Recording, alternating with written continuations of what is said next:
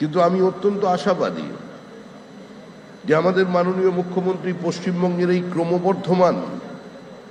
যে জনসংখ্যা বৃদ্ধি হয়ে চলেছে সেটাকেও নিয়ন্ত্রণ করবার চেষ্টা করবেন। সুস্থ স্বাভাবিক সমাজে আজকে পরিবার পরিকল্পনা সেটাকে বাধ্যতামূলক করা যায় কিনা,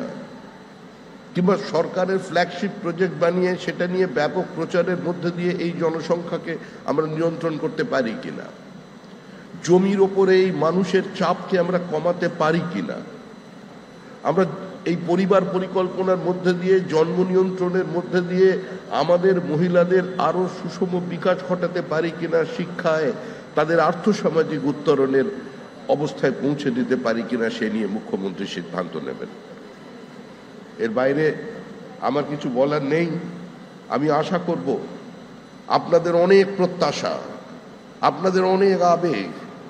আপনাদের অনেক ছোট ছোট কথা, ছোট ছোট ব্যথা, আপনাদের অনেক প্রতিবাদ এর নৌকোয় ভাসতে ভাসতে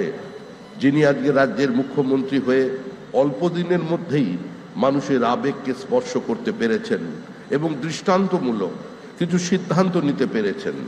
পশ্চিমবঙ্গের জনহিতকর প্রকল্পগুলোকে কেন্দ্রের জনহিতকর প্রকল্পগুলোর সঙ্গে যুক্ত করেছেন। আপনাদের না পাওয়ার ব্যথা,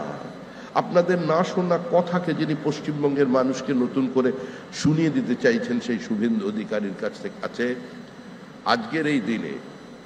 যখন আজকের দিনটাই সচেতনতার দিন, আমি আবেদন করব তার কাছে যে মুখ্যমন্ত্রী হিসেবে তিনি এই জনসংখ্যা নিয়ন্ত্রণের ক্ষেত্রেও তিনি একটি গুরুদায়িত্ব পালন করবেন এবং তার দিকে মানুষ তাকিয়ে আছে, গোটা পশ্চিমবঙ্গবাসী তাকিয়ে আছে, বৃহত্তর জনসমাজ তাকিয়ে আছে যে এই মুহূর্তে এই রাজ্যে এটার প্রয়োজন আছে।